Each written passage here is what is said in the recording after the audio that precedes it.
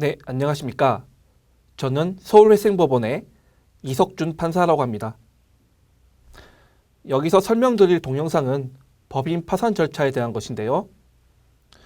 이 동영상을 보시고 계시는 회사의 대표이사 또는 이사들을 비롯한 많은 분들은 회사가 망하면 의뢰, 파산 신청을 하면 되지라고 생각하실 수도 있을 것 같습니다. 여기서는 이러한 생각을 넘어서서 어떤 이 막연한 파산이라는 개념이 실제로 어떻게 진행되고 있는지 법인 파산 절차에 대해서 좀 더 상세하게 설명해 드리도록 하겠습니다. 법인 파산 절차는 주식회사 등 법인인 채무자가 지급불능 또는 부채 초과의 상태에 빠지게 된 경우 채무자 등의 신청으로 파산 원인의 존부를 심리해서 파산 선고가 이루어지고 그 후 파산 채권의 확정과 파산재단의 관리, 환가 및 배당 절차를 거쳐 파산 종결 또는 폐지에 이르게 되는 절차를 일컫습니다. 법적인 용어여서 어려울 수 있는데 조금 더 쉽게 설명해 드리자면 더 이상 채무를 갚을 수 없게 된 채무자 회사의 남은 재산을 모두 팔고 그에 따라 마련된 돈으로 채권자들에게 갚은 다음에 회사를 소멸시키는 절차입니다. 많은 분들은 법인회생 절차가 있는데 어떤 차이점이 있는지 궁금하실 수 있는데요. 법인 파산 절차는 청산형으로서 아예 회사를 없애는 절차입니다. 즉 채무자에게 남아있는 자산을 모두 팔아서 채무를 갚고 그 법인 또는 주식회사 등을 소멸시키는 제도죠. 반면에 법인회생 절차는 재건형이기 때문에 법인을 살리는 절차입니다. 그래서 채무자가 5년이면 5년, 10년이면 10년 영업을 계속함으로써 장래에 얻게 되는 이익으로 순차적으로 채무를 갚고 운영을 정상화시키는 제도입니다. 법인회생 절차를 계속하려면 회계사 등 조사위원이 조사보고서를 작성하게 되는데 그 조사보고서에 계속기업 가치가 청산가치를 초과한다고 나타나야 합니다. 따라서 회사의 영업을 계속하고 있다고 볼 수 없거나 부채가 상당히 많아 영업이익으로도 이자도 충당할 수 없는 상황에 있는 경우에는 법인 파산 절차 이용을 검토하여야 할 것입니다. 법인 파산의 목적은 더 이상 영업이 어려운 법인을 정리함으로써 추가적인 손해를 막고 법인에 소속된 대표자 등이 새로운 출발을 할 수 있도록 돕는 데 있습니다. 대신 남은 재산을 현금화해서 그 한도 내에서 채권자들에게 평등하게 분배하고자 합니다. 법인 파산 절차의 흐름은 먼저 채권자나 채무자가 법원에 파산 신청을 하게 됩니다. 그런 다음 법원에서는 파산을 할 만한 회사인지 면밀하게 심사한 다음 파산 선고를 하게 되는데 여기서 파산 선고함으로써 파산이 끝나는 게 아니라 이제부터 파산 절차가 시작된다는 의미입니다. 파산 선고가 이루어지면서 법원은 파산 관계인을 선임하게 되는데 보통 파산 관계인은 변호사 자격이 있는 자만 해당할 수 있습니다. 변호사가 아닌 일반인은 파산 관계인으로 선임될 수가 없습니다. 선임된 파산 관계인은 채무자의 재산이 어떤 건지 조사하고 이를 관리하며 매각해서 현금화시키게 되는데 이와 같은 사항을 법원에서 개최되는 제1회 채권자 집회에서 보고하게 됩니다. 그 후 파산 관계인은 채권자들에게 이 현금화된 재산을 배당하게 됩니다. 그 후 계산보고 등을 위한 채권자 집회가 법원에서 개최되는데 여기서 마지막 사항들 어떻게 재산을 배당을 시켰는지에 대해서 보고한 다음에 파산 절차를 완료하게 됩니다. 법인 파산의 신청권자는 정해져 있습니다. 채무자, 또 채무자 법인의 이사, 청산인, 여러 사람이 있는데 채권자도 가능합니다. 어떤 경우에는 채권자가 채무자로부터 돈을 받지 못해서 파산 원인이 없는데도 불구하고 파산 신청을 해서 압박을 주는 경우가 있는데, 이 경우에는 법원이 최대한 빨리 심리해서 기각을 하려고 합니다. 법인 파산의 신청을 위해서는 신청 서류가 구비되어 있어야 하는데, 파산 신청서, 그리고 대리인에 의한 신청일 때는 위임장과 인감증명서가 있어야 합니다. 채권자가 누구인지 판단을 할 수 있기 위해서는 채권자 목록이 필요하겠죠. 또 회사 등기사항 증명서가 필요합니다. 파산 신청에 관한 이사의 회의록이 필요한데, 회사의 정관상에 도산 등 회사를 정리할 때는 주주총회 특별결의가 필요하다, 즉 주주들의 3분의 2 이상의 찬성이 필요하다고 보는 경우가 있는데, 그 정관에 이와 같은 사항이 나타나는 경우에는 이사회 회의록이 아니라 주주총회 특별결의서가 필요합니다. 그 외에 회사의 정관, 주주 명부가 필요하고, 회사가 소유하고 있는 부동산과 동산의 목록, 소송이 계류 중에 있으면 관련 소송 자료, 결산 자료 등이 필요하고, 그 외에도 여러 가지 서류가 있는데, 이와 같은 사항은 변호사 분께 여쭤보거나 서울회생법원 등에 문의하시면 됩니다. 서울회생법원은 인터넷으로 서울회생법원을 검색하게 되면 대표 전화가 나오기 때문에 친절하게 상담을 받으실 수 있을 것입니다.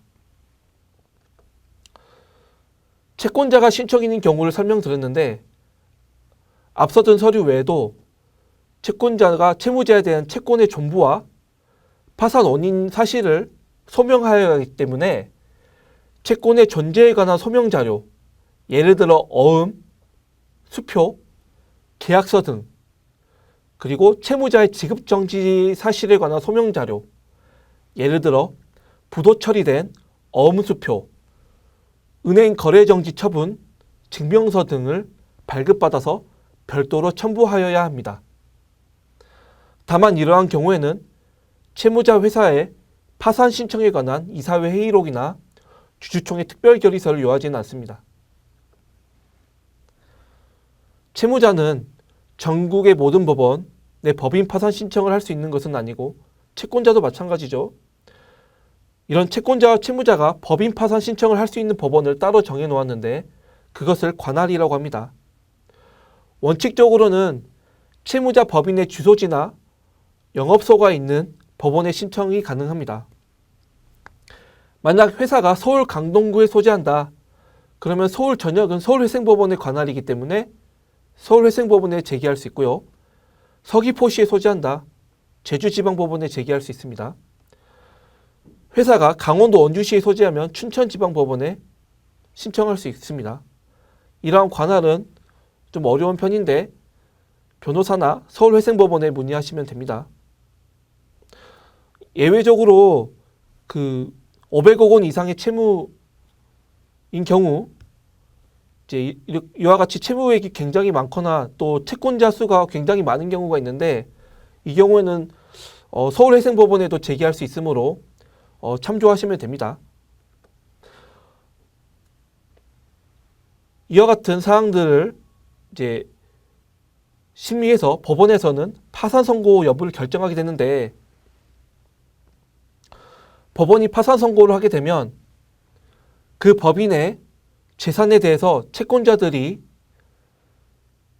새롭게 강제집행이나 가압류를 하는 것을 금지하게 되고, 파산 선고 전에 이미 있었던 강제집행 등도 모두 실효됩니다. 그래서 그런지 변호사분들이 파산 선고를 빨리 해달라는 전화가 올 때가 많습니다. 파산 선고를 할 때 그 해당 회사가 소유한 모든 재산, 부동산, 임대차 보증금, 회사의 책상, 의자 등 집기류까지 회사의 채권, 그 모든 재산이 파산재단을 구성하게 됩니다. 그리고 이를 관리 처분할 권리는 회사의 대표이사나 경영진이 아니라 파산 관제인에게 전속하게 됩니다. 파산 관제인은 해당 법인을 해체하는 업무에 돌입하게 되는데, 대표이사 등은 여전히 법인의 대표기관으로서 업무를 수행하나 파산 업무에 한해서는 파산 관제인이 전담하여 수행하게 됩니다. 이는 채권자들에 대한 평등하고 적합한 변제를 보장하기 위해서입니다. 예를 들어 부인권 행사가 있는데, 채무자의 법인 어떤 대표이사나 경영진들은 회사의 경영이 어렵게 되면 의뢰, 친인척이나 아니면 자신이 친한 채권자들에게 편파적으로 먼저 채무를 변제해서 재산을 없애버리려고 하는 경우가 있습니다. 이와 같은 경우에 파산관제인은 이러한 사항들을 조사할 뿐만 아니라 그런 사항을 미연에 방지하기 위해서 파산관제인을 공적 지위에 있게 해서 평등하고 적합한 변제를 보장함으로써 어떤 법인 파산의 정당성을 확보하기 위한 것입니다. 그리고 이런 채무자의 대표이사 등이 무단으로 재산을 처분하게 된 경우에는 파산관제인이 방금 설명드린 부인권을 행사해서 어떤 재산이나 돈을 법인 명의로 되돌리는 것입니다. 파산 선고 이후라도 회사의 영업 실적이 좋아지면 회생 신청이 가능합니다. 그런 경우에는 파산 절차가 정지됩니다. 방금 설명드렸다시피 법인 파산을 할 사건은 파산 관제인을 선임하여야 하고, 파산 관제인은 변호사 자격을 가진 자로 한정합니다. 일반적으로 파산 관제인의 보수로 사용될 금원을 예납할 경우 파산을 선고하면서 파산 관제인을 선임하는 게 되는데, 채무자가 예납할 비용은 500만 원에서 수천만 원, 부채액에 따라서 이렇게 비용 액수가 달라지는데 경우에 따라서는 수억 원이나 수십억 원이 해당하는 경우가 있습니다. 이를 예납하지 않으면 법원은 파산 신청을 기각하게 됩니다.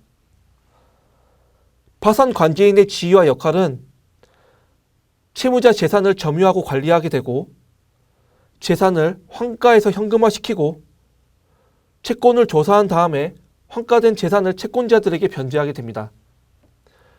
법원에서 개최된 채권자 집회에서 파산 경과를 보고하고, 파산을 종결할 경우에는 계산을 보고하고, 폐지할 경우에는 폐지 신청을 하게 됩니다. 파산 관제인은 파산 채권을 조사하게 되는데, 파산 채권은 두 가지 종류가 있습니다. 첫 번째로 일반적인 파산 채권이 있는데, 일반적인 파산 채권은 채무자에 대하여 파산 선고 전에 원인으로 생긴 재산상의 청구권, 예를 들어 대여금 채권, 임대차 보증금 반환 채권, 부동산 소유권 이전 등기 청구권 등이 있습니다. 두 번째로 재단 채권이 있는데, 파산 채권보다 우선하여 변제하여야 할 채권입니다. 파산 재단의 관리 처분 배당 등의 절차로 인한 비용, 조세 채권, 임금 채권 등이 있습니다. 채권 변제 순서는 여기 나오는 재단 채권을 먼저 변제하여야 하고, 파산 채권 중에서는 저당권, 전세금 채권 등 우선 변제권이 있는 채권을 그 다음으로 변제하여야 하고, 마지막으로 일반적인 파산 채권에 대해서 변제하게 됩니다. 채권자가 법원에 파산 채권에 신고를 하면 파산 관제인은 그 채권에 대해서 존재하는지 아니면 부존재하는지 여부에 대해서 시인 또는 부인을 하게 됩니다. 파산 관제인이 이 채권이 존재하지 않는다는 취지로 부인을 하거나 채권에게 다툼이 있으면 여기에 대해서 이의 있는 채권자는 채권조사 확정 재판 신청을 할 수 있습니다. 이러한 경우 법원은 일반 소송 절차와 같이 그 채권이 실제 존재하는지, 또 존재한다면 채권액 등은 얼마인지에 대해서 따로 판단하게 됩니다. 그런 다음 파산 관제에는 법인이 가진 재산을 현금화시켜 먼저 재단 채권 변제에 사용한 다음 남은 금원이 있는 경우에 일반적인 파산 채권, 즉 이제 채권자들에게 배당하게 됩니다. 남는 금원이 없는 경우에는 20폐지를 하게 되고, 다만 채무자가 자산 유동화 전문회사인 경우에는 동시 폐지를 하게 됩니다. 배당은 방금 설명드렸다시피 저당권 등 담보권자에게 우선하여 배당하게 되고, 마지막으로 남은 돈을 일반 채권자들에게 채권액에 비례해서 평등하게 배당하고 파산 절차를 종료하게 됩니다. 이렇게 방금 말씀드린 파산의 폐지가 있죠. 채무자에게 배당의 재원이 거의 남지 않은 경우에, 거의 배당의 재원이 될 만한 재산이 거의 남지 않는 경우가 있죠. 이를 금전으로 환가하여도 파산 절차의 비용을 충당할 수 없는 경우에는 환가 배당 등의 절차를 거치지 않고 20폐지를 하게 됩니다. 그리고 파산 재단을 환가해서 파산 채권자에게 배당하게 되면 폐지를 하지 않고 절차를 종료하게 됩니다. 파산 절차를 종결하거나 폐지하게 됨으로써 효과는 원칙적으로 법인은 완전히 소멸하게 되죠. 중요한 서류는 보존하게 되고, 다만 파산 종결 후 새로 재산이 발견되었고 그것이 채무자 측이 재산 은닉을 하게 된 경우에는 추가적으로 배당을 하게 됩니다. 네, 이상 파산 절차에 대해서 설명을 마치고 나머지 상담할 사항이 있으면 변호사나 서울회생법원에 문의하시면 친절하게 답변을 받으실 수 있을 것입니다. 네, 이상으로 마치겠습니다. 감사합니다.